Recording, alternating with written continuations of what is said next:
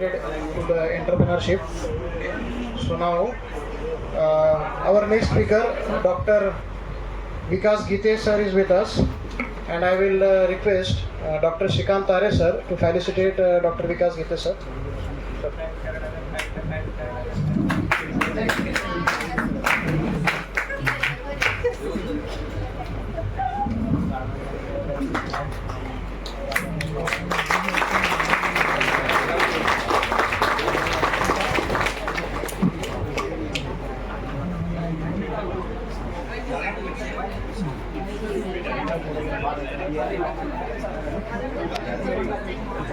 घेतलेला photo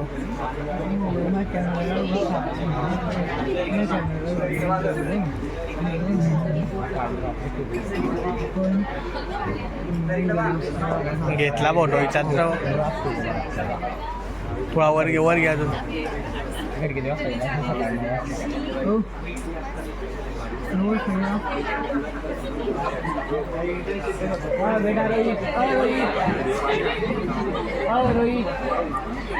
Now I will request Dr. Nati sir to briefly introduce our guest, Dr. Vikas Gite sir.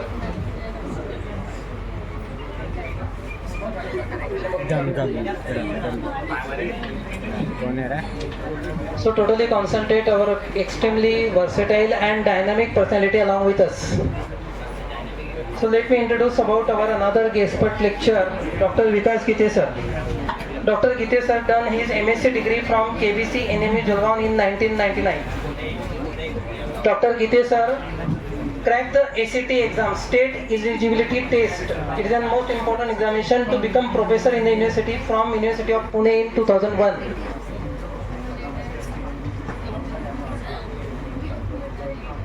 Dr. Gite sir has done his PhD in chemistry from NMU in 2005.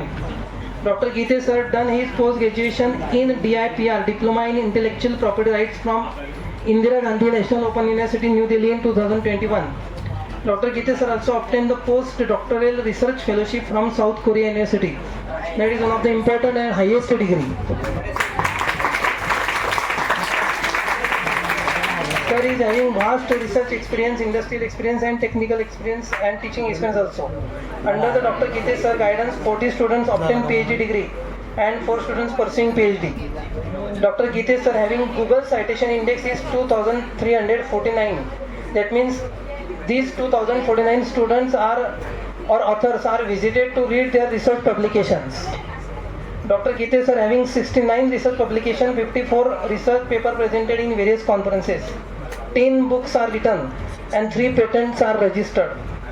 Dr. Gite sir got the various awards such as APA Young Scientist Award in 2016 at Mauritius, the Jordan Award in 2006 by Oil and Color Chemical Association from United Kingdom, 3-time Best Research Award during 2016, 2017 and 2022 from KBC NMU Jalgaon. Dr. Vikas Gite sir visited number of countries like Netherlands, Nepal, Mauritius, Cyprus, South Korea, etc. Sir currently working as a head of the Department of Polymer Chemistry, School of Chemical Science, KBC NMU Jalgaon, Director of KBC NMU Center for Innovation, Incubation and Linkage from May 2022, and also the coordinator of IPR, Intellectual Property Rights Cell, KBC NMU Jalgaon. So this is the brief introduction about versatile and dynamic Professor Dr. Vikas Gite sir. Now kindly invite Dr.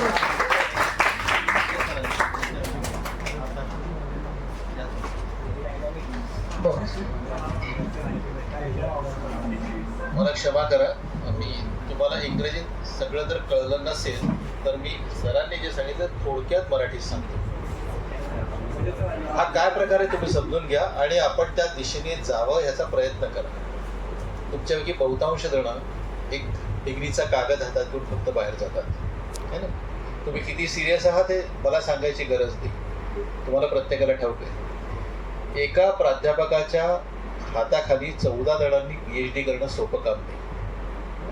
आमच्यासारख्याला ज्ञाती सरांना 2-2, 4-4 candidate शोधताना त्रास होतो. 40 स्टुडंट्सनी PhD घेतलेली, विचार करा. हे साधं काम नाही. डॉक्टरेट PhD करताना काय त्रास होतो याची तुम्हाला कल्पना असेल. BE करतानाच तुम्हाला घाम फुटतोय. याच्यानंतर MTech करायचं आहे, त्याच्यानंतर PhD करायची. तुम्ही म्हणाल पुरे.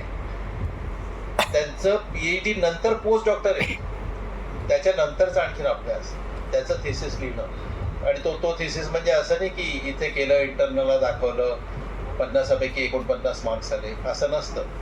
तो आंतरराष्ट्रीय स्तरावर जातो. त्या क्षेत्रातले जेही स्पेशलिस्ट असतात ते त्याचा अभ्यास करतात. ते पूर्वी तर कोणी लिहिलं नाही हे तपासून घेतात. त्यामुळे असा माणूस, असा वक्ता, असे डॉक्टर आपल्याकडे जर आले आहेत त्याचा फायदा करून घ्या. त्यांना प्रश्न विचारा. ते प्रश्न तुमच्या आधी जर मनात उद्भवू दे, आणि ते मनात उद्भवच्या त्याचं केव्हा होईल शक्य ते, तेव्हा तुम्ही लक्ष देऊन ते सगळं ऐका. आणि एकूणच कोणत्या इयरचे विद्यार्थी आहात तुम्ही? थर्ड. सेकंड इयरचे. अजून तुमच्याकडे सेकंड थर्ड इयरचे अजून 2-2 वर्ष आहेत, 1.5 वर्ष आहे. अजूनही आपल्या शिक्षणाच्या बाबतीत सिरियस व्हा. आणि असे माणसं तुमच्या समोर आले आहेत, हे खरंच भाग्याचं लक्षण आहे. Sir, thank you so much for being with us. Gandhi sir सुरुवात करायला सांगायचं. Now may I request Gite sir to start this.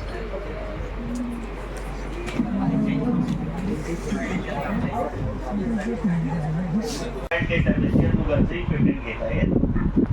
याच्यातल्या काहींचं patent घेता येतं, काहींचं घेता येत नाही. ज्याचं घेता येते त्याला डायरेक्ट रेसिप्ट चालू जायचं. तुम्ही कंपनीत आहात, तुम्ही रॉ मटेरियल घेताय, तुमचं मटेरियल दुसऱ्याला विकताय, तुमच्याकडे client database, that is your trades.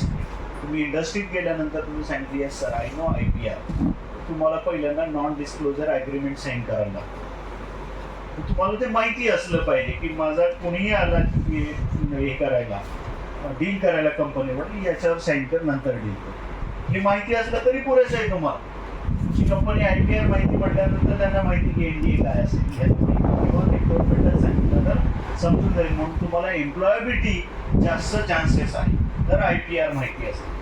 किंवा तुम्हाला हे कळेल की हा क्लायंट डेटाबेस सर, ही ट्रेड सिक्रेट असणार सर, इसका पेटेंट कर सकते. एवढं जरी सजेशन दिलं तरी कंपनीचे पैसे वसूल झाले, म्हणून तुमची एम्प्लॉयबिलिटी वाढणार आहे. तर KFC why it is not